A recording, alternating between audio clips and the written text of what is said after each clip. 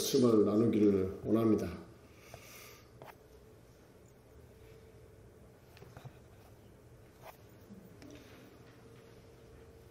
우리가 성경을 이렇게 볼 때는 여러 가지 질문들이 많이 생기잖아요. 그죠? 근데 특별히 창세기 보면 그런 질문이 되실 거예요. 왜 하나님께서 선악과를 만들어가지고, 선악과가 없었으면 범죄하지도 않았을 텐데 왜 하나님께서 이 선악과를 만들으셨을까라는 의문이 드실 것입니다. 왜 만들었을까요?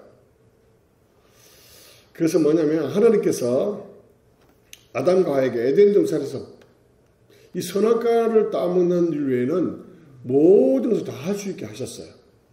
그러나 그것을 못하게 하심을 통해서 그 선악과를 늘 볼 때마다 그래, 나는 피조물이구나. 나는 유한한 존재이구나. 피조물로서 유한한 존재이구나라는 걸 깨닫게 하기 위해서입니다.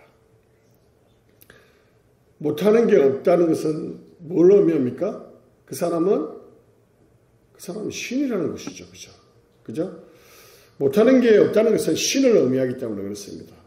하와가 결정적으로 사탄의 유혹에 넘어가는 이유가 뭡니까? 네가 그것을 먹으면 눈이 밝아져 하나님과 같이 될 것이다 얘기하거든요. 사람은 누구나 하나님같이 되어 못하는 것이 없는 그런 삶을 살기를 원하거든요.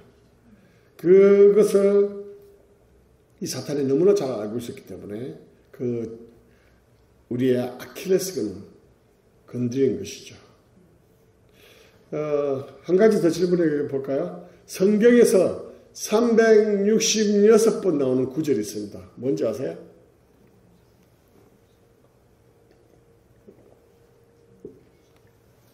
두려워 말라.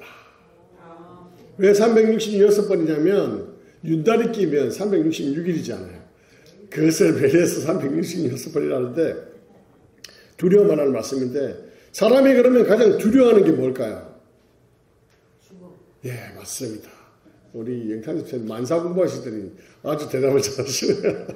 죽음입니다. 죽음은 누구에게나 다 찾아오죠. 돈이 많다고, 적다고, 가난하다고, 공부를 많이 했다고, 적게 했다고, 아무 상관없습니다. 그죠? 나이가 많다고, 나이가 적다고, 올 때는 순서가 있지만 갈 때는 순서가 없습니다. 그죠? 그렇습니다. 어느 누구도 이 죽음을 피할 수 없다는 것이에요. 그렇기 때문에 이 죽음을 가장 두려워합니다. 이 영상을 잠깐 보실 텐데 이것은 호스피스에서 찍은 한 사람의 죽음의 과정을 보여주는 영상인데 잠깐 보도록 하겠습니다.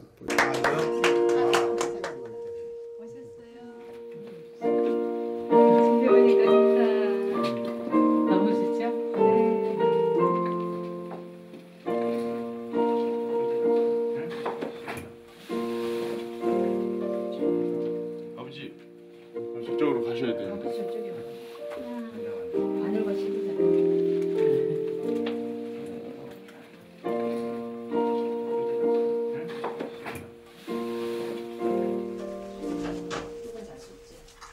아들 앉아요. 아들 앉아요. 지연이가 이렇게 하나가 좋네. 100년 기약을 했는데 100년이 한 가지래. 여보 편하게.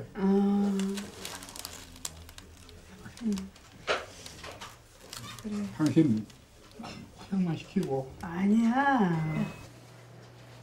엄청 사랑하는 거 알지? 그럼. 내가 엄마 사랑 먹고 지금까지 자랐는데 이제 나도 30살도 됐고 벌써 그랬네. 엄마 이제 효도 드리려고 취업도 저도 했고 너 다 받았다. 내가 엄마 첫 달 월급 타면은 아 빨간 대복 사서 갈 테니까. 그래 많이 많이 사랑하니까 그래 우리 다들 앞으로 큰 꿈을 안고 살자. 예, 고마워. 됐어. 치즈를 치즈 찌 막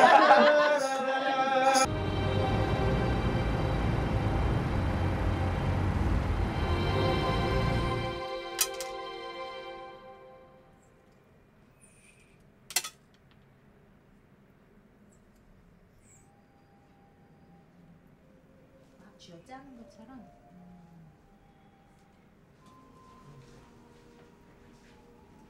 아이고.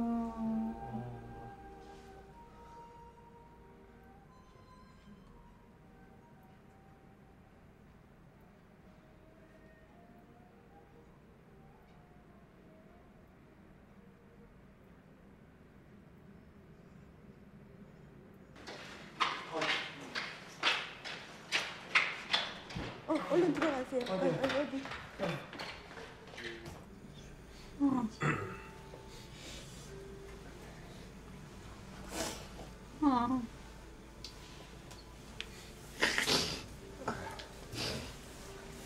김정자 성도님, 천국에서 만나겠습니다.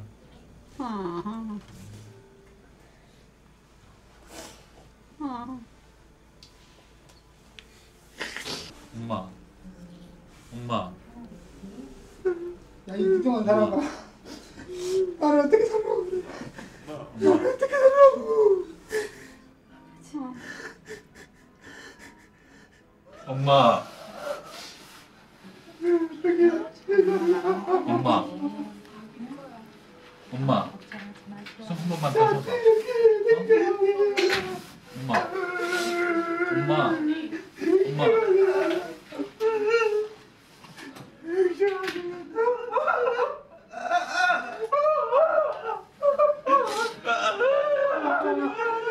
엄마.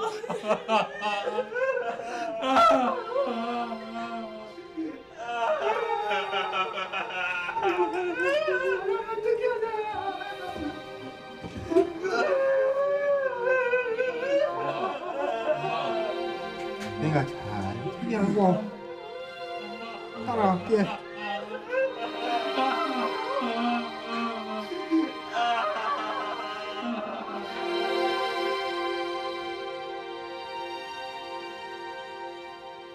우리 하나님이 하얀 옷을 입고 저렇게 바라보고 있어요, 저를 두 손으로 끌어안네요. 가벼워요. 아, 날아갈 것 같아.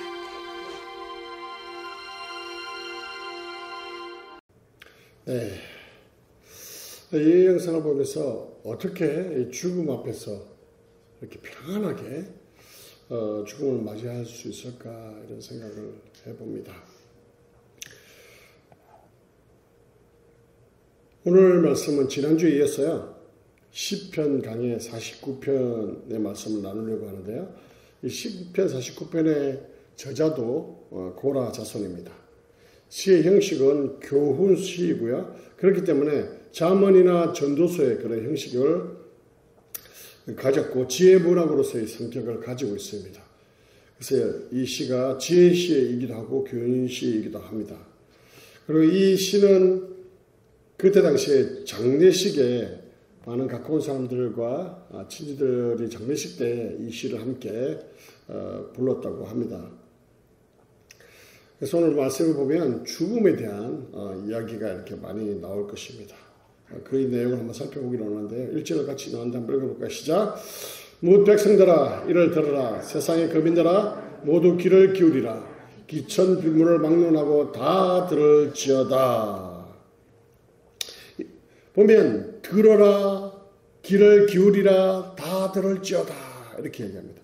계속 반복된 표현을 통해서 강조하고 있다는 것이죠. 제가 말씀드렸죠. 성경에서 반복된다는 것은 강조하고 있다는 것이죠. 여기서 들으라라는 이 표현은 히브리어로 보면 샤마라고 합니다. 샤마. 이거 뭐냐면 그냥 단순히 듣는 게 아니라 그것을 마음으로 받아들이고 행동으로 순종하라 이런 의미가 들어있어요. 그리고 귀를 기울이라 이런 뜻은 뭐냐면 넘겨주실래요? 아잔이라고 하는데 귀를 기울이다는 이 표현이 뭐 그냥 근성으로 듣고 끝나는 게 아니라 머리로 이해하고 그리고 묵상하면서 들으라 이런 뜻이에요. 즉 쉽게 이야기하면 건성으로 듣지 말고 제대로 깊이 깨달으라 하는 뜻이에요. 이 서두에서 이렇게 시인이 그것을 강조하는 이유는 뭐냐면 그 다음에 나올 말씀들이 너무나 중요하기 때문에 그렇습니다. 그리고 들어야 할 대상이 뭇 백성들과 세상 거민들과 귀천 빈부를 막론하고 모든 사람들이 들어야 함을 강조하고 있다는 거예요. 너무나 중요한 내용이기 때문에 반드시 들어야 지혜의 말씀이라고 말씀하고 있는 것이죠. 자, 넘겨주세요. 3절 4절 한번 읽겠습니다. 시작. 내 입은 지혜를 말하겠고 내 마음은 명철을 작은 소리로 읊조리로다. 내가 비유에 내 귀를 기울이고 수금으로 나의 오묘한 말을 풀리로다. 이것은 뭐냐면 어떤 관념적이거나 아니면 이론적인 지식이 아닌 실제적인 그 지혜와 통찰력을 줄 것이라고 말씀하고 있다는 거예요. 이 지금 선포될 말씀을 통해서 물론 이 말씀은 하나님께 직접 계시 주신 말씀은 아닙니다. 그러나 선지자들과 율법보의 말씀에 귀를 기울이고 그것을 묵상해서 주어진 참 진리를 말씀하고 있는 것이죠. 그래서 그 진리의 말씀이 너무나 감동되어서 수금을 키면서 이 말씀을 선포하지 않을 수 없다라고 이 시인은 말씀하고 있는 거죠. 즉 요약하자면 여러분의 인생 가운데 이 말씀은 너무나 중요한 말씀이기 때문에 귀를 기울이고 깨달으라는 거예요. 그래서 그리고 그 참 진리 가운데로 나아가라고 이 열정적으로 이 시인은 선포하고 있는 것입니다. 세상에 많은 정보들이 있죠. 많은 부자 되는 정보들, 건강한 정보들, 잘 사는 정보들, 많은 정보들이 있습니다. 그러나 이 본문의 말씀이 우리의 인생 가운데 너무나 중요한 말씀임을 이 시인은 강조하고 있는 것이죠. 그러면 그 말씀을 한번 살펴볼까요? 넘겨주십시오. 같이 읽겠습니다. 시작. 자기의 재물을 의지하고 부유함을 자랑하는 자는 이렇게 됐습니다. 여기서 우리가 이 말씀을 물질적인 부분에 대해서 말씀이 나올 때마다 우리가 오해하는 것은 뭐냐면 재물의 가치에 대해서 부정하고 있는 것은 결코 아니라는 것이죠. 예수님께서도 사복음서에 보면 이 재물, 좀 직설적으로 말해서 이 돈에 대해서 예수님께서 굉장히 많이 말씀하고 계세요. 그만큼 이 재물이 중요하다는 의미죠. 그래서 물질이 없으면 아무것도 할 수 없잖아요. 그래서 물질은 없어도 된다, 아니면 돈을 벌려야 한다, 부자가 되지 마라, 부자는 악한 것이다 라는 말씀을 하는 게 아니라는 거죠. 그죠? 돈은 필수적으로 중요하다는 것을 이미 전제를 깔고 있습니다. 그러나 문제는 여기서 시편 저자가 이야기하고 있는 문제는 뭐냐면 재물을 의지하는 데 문제가 있다는 것이죠. 그래서 골로새서에도 보면 돈을 사랑함이 일반하게 악이라고 얘기하잖아요. 돈이 악이 아니라 돈을 사랑하는 마음이 악이라고 얘기하고 있다는 것이죠. 그래서 여기 보면 재물을 의지한다고 이렇게 말씀하고 있잖아요. 자기의 재물을 의지하고 할 때 의지한다는 것은 뭐냐면 푹신푹신한 짐들을 깔아놓고 그 위에 바로 엎드리는 것, 넘어지는 것, 그걸 의지한다는 뜻이에요. 우리가 예전에 이렇게 공동체 게임을 하다 보면 그런 게임을 하잖아요. 뒤에 어떤 사람이 받쳐주고 그냥 내가 그냥 넘어가잖아요. 그럼 받치는 게임 있잖아요. 이게 이제 믿음 게임이라고 이야기하잖아요. 의지하는 게임이거든요. 그런 거와 마찬가지예요. 넘어져도 뒤에 분명히 누가 받쳐줄 것이라는 확신을 가지고 있으니까 그 모든 것을 맡긴다는 것이거든요. 재물을 의지한다는 것도 마찬가지입니다. 재물 안에서 자신의 안전과 그 모든 힘을 느끼고 자신의 모든 것을 맡기는 것을 말하는 것이죠. 재물이 모든 문제의 해결자이고 안 되는 게 없고 환란의 그 구덩이에서도 능히 자신을 건져줄 것이라고 믿는다는 것이죠. 그것이 바로 재물로 의지하는 것에 대한 의미를 말씀하고 있다는 것이죠. 부유함을 자랑하는 자라고 되어 있는데, 이 부유함을 자랑한다는 것은 뭐냐면, 자랑한다는 이 의미 안에는 경배하고 찬양한다는 의미가 들어있습니다. 우리 한국말로는 자랑한다고 했는데, 이 히브리어 원문을 보면 경배하고 찬양하는 것을 의미하죠. 즉 자신이 가진 재물을 절대자 하나님처럼 찬양하고 섬기고 경배하는 것을 이야기합니다. 돈 없으면 안 되는, 돈이면 안 되는 것이 없지. 돈이 최고야. 그렇게 돈을 더 많이 추구하는 걸 말하는 거죠. 돈이 나를 자유케 할 거야. 이런 것을 얘기합니다. 사실 오늘날에 살아가는 모습을 보면 돈이 있으면 안 되는 것이 없다고 할 정도로 많은 파워를 가지고 있습니다. 그래서 이 돈이 신의 경지에 이르렀죠. 그래서 만몬신이라고 하잖아요. 그 정도 표현할 정도로 이 돈의 힘과 파워는 굉장합니다. 그래서 마음대로 자기가 하고 싶은 대로 삶을 살기 원하기 때문에 돈을 어떻게 해서든 더 많이 모으려고 악착같이 벌죠.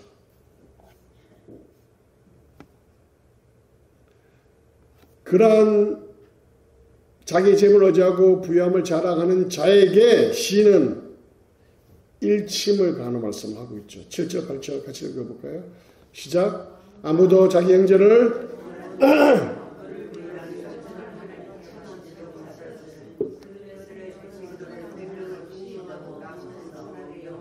변하지 못할 것임이니라.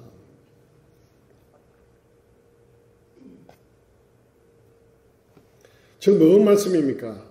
재물의 유한성을 말씀하고 있습니다. 재물로는 어떤 사람의 생명도 구할 수 없다라고 말씀하고 있죠. 죽음을 앞두고 있는 사람은요, 재물로 구원할 수 있나요? 절대 없다는 것이죠. 생명의 연장은 가능할 것입니다. 그러나 결코 그 죽음을 막을 수 없다는 것이죠. 제가 2007년에 이제 휴스턴에 처음에 미국에 들어왔었는데, 휴스턴에는 굉장히 유명한 암센터가 있어요. MD 앤더슨이라고. 굉장히 유명한 암센터가 있는데, 거기에 이제 예약을 하려면요, 일단 2억이 있어야 돼요. 2억을 성금을 걸어야지 일단 예약이 돼요. 그러니까 웬만한 사람도 잘 못하겠죠. 그런데 그때 삼성 이건희 회장님이 거기 이제 진료를 받으러 왔었습니다. 수억을 들여서 진료를 받았겠죠.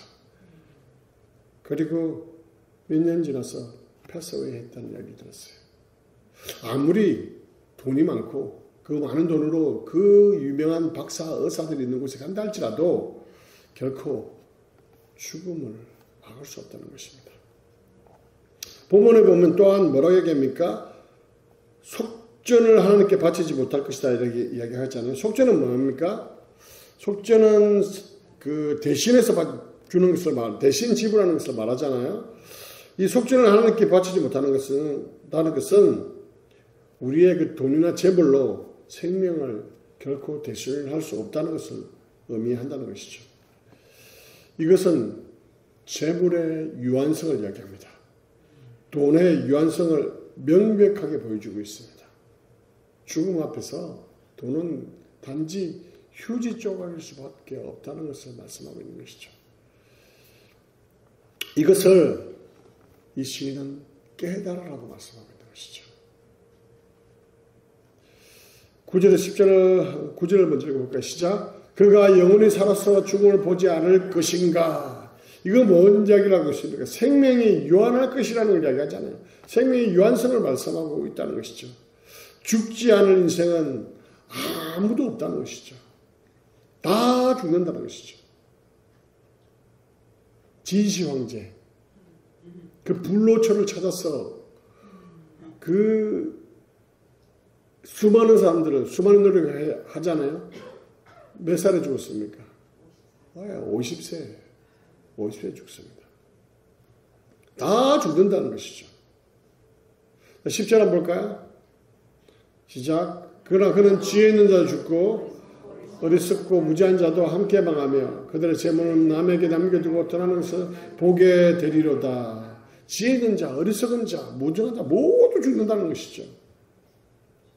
이렇게 다 죽기 때문에 누구든지 자신이 소유했던 모든 재물을 남겨두고 떠나야 한다는 것이죠. 죽음 전에 소유했던 모든 것들과 이별해야 한다는 것입니다. 그런데 그렇게 실컷도 쉬지 못하고 스트레스 받아가며 인색하게 여유 없이 모았던 그 재물들이요. 본문에 뭐라고 얘기하셨습니까? 다 남의 것이 된다고 얘기하고 있습니다. 그리고 내 마음처럼 돈이 다 사용되고 있습니까? 그 남은 것들이? 아니요. 다 남은 재물들은 다 남이 자기 마음대로 사용한다는 것이죠. 제가 오래전에 삼국지라는 애니메이션을 봤는데 굉장히 긴 내용이거든요. 여러분 삼국지는 워낙 유명하시니까 대충 아시죠? 모르시면 지금 아세요. 그 관우장비 유비가 나오잖아요. 그죠? 이 세 사람이 도연기를 해가지고 나라를 세우기 위해서 수많은 전쟁과 수많은 세월 동안 자신의 열정과 에너지와 그걸 바치잖아요. 그래서 나라를 세우잖아요. 그러는 과정 속에 한 명씩 죽어갑니다. 죽어가고 나중에 유비도 죽어요. 그리고 그 나라를 유비의 아들에게 주는데 그때 제갈공명이 살아있어요. 근데 제갈공명이 그 아들이 정치하는 모습을 보고 환탄합니다. 왜냐하면 그 삼형제가 그 나라를 세우기 위해서 그 헌신하고 피를 흘리고 전쟁을 했던 그 나라가 이 왕은 흥청망청 술 마시고 향락 부리고 이러면서 그 나라를 이끌어가는 모습을 제갈공명이 보고 한탄하는 것이죠. 이런 모습을 보면서 우리는 우리의 유한함을 깨달을 수 있어야 됩니다. 그런데 오늘 본문에 보면 그럼에도 불구하고 여전히 재물에 집착하고 과도한 욕심을 가지고 그 재물을 의지하는 그런 생각으로 가득한 그 모습을 볼 수 있습니다. 11절 한번 볼까요? 같이 읽겠습니다. 시작. 그러나 그들의 속생각에 그들의 집은 영원히 있고 그들의 거처는 대대에 이르리라 하여 그들의 토지를 자기 이름으로 부르도다. 이 재물을 의지하는 자들은요, 자신이 소유한 재산들과 자신들이 거하는 화려한 집에 영원히 살 거라고 생각해요. 그리고 자신이 소유한 부동산에 자기 이름을 집어넣고 그것으로 인해서 기쁨을 누리며 살아갑니다. 그러나 그들이 모르는 게 있어요. 그들은 불행하게도 세상에서 자기들이 갈 종착지는 그 차디찬 한 평에 조금 남짓한 그 작은 무덤이라는 사실을 알지 못한다는 것이죠. 자기 손때가 묻어있고 자기 이름으로 소유된 그 건축물들이 영원히 존재하기를 희망하지만 그것은 다 부질없는 짓이라는 것이죠. 내 이름은 사라져버릴 것이고 떨어져 나갈 것이고 다른 사람의 이름이 내가 그렇게 손때 붙이고 정성을 다해서 갖고 왔던 그곳에 탁 붙어 있을 것이라는 것이죠. 누가복음 12장에 보면요. 어리석은 부자 비유가 나오잖아요. 이 사람도 그러잖아요. 밭에서 소출이 풍성합니다. 많이 거둡니다. 쌓을 곳이 없어요. 너무 많아가지고.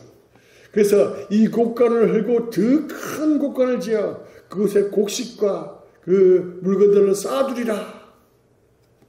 그리고 자기 영혼에게 이야기합니다. 여러 해 쓸 물건이 많이 쌓여있으니 이제 평안히 쉬고 먹고 즐기며 살아가자. 이렇게 얘기하죠. 그런데 하나님 뭐라고 말씀하시나요? 어리석은 자야. 오늘 밤에 내 영혼을 도로 찾으리니 그러면 내가 준비한 것이 누구의 것이 되겠느냐.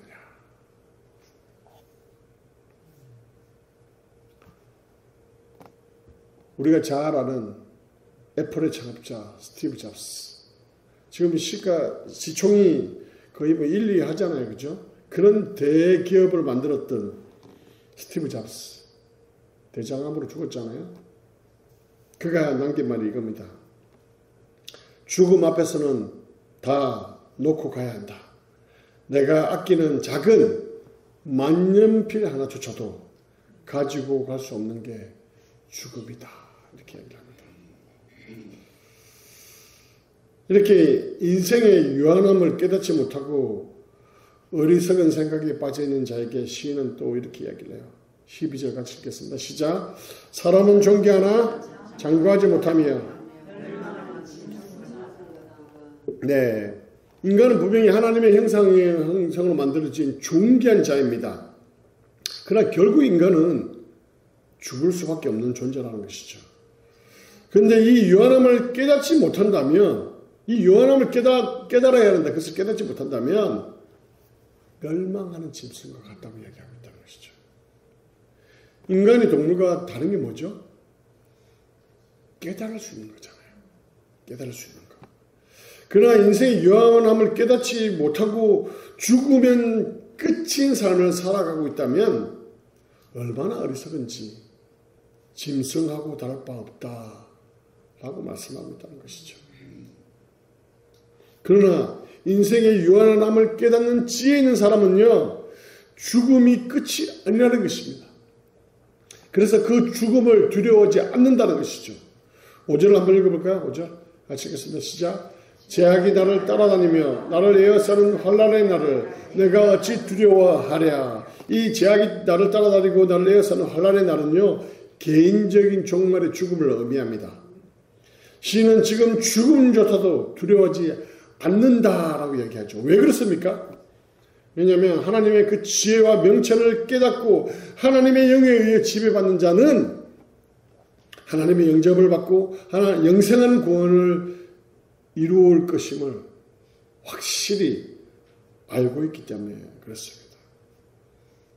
그렇기 때문에 모든 인간이 두려워하는 그 죽음조차도 두려워하지 않는다라고 이야기하고 있는 것이죠. 조금 전에 영상도 봤지만 호스피스의 간호사들은 이런 이야기를 합니다. 보통 죽기 전에 3일 정도 되면, 이것도 예전에 했던 것 같긴 한데, 영적으로 눈이 열린대요. 눈이 열려서 본대요, 뭔가를. 만약 검은 옷을 입은 사탄이겠죠. 찾아오면 그렇게까지 아니라고 한대요. 너무나 죽는 것을 두려워한대요. 그래서 죽고 나서도요, 표정이 너무나 좋지 않대요. 그러나 흰 옷을 입은 사람들은 천사가 찾아오겠죠. 그 사람들의 죽은 모습을 보면 평안하다고 합니다. 아까 영상에 봤어도 그렇죠. 그렇게 이야기하죠. 가볍다, 평안하다, 그렇게 이야기하잖아요. 예수 믿고 죽은 사람과 믿지 않고 죽은 사람의 차이가 이렇게 크다는 것입니다.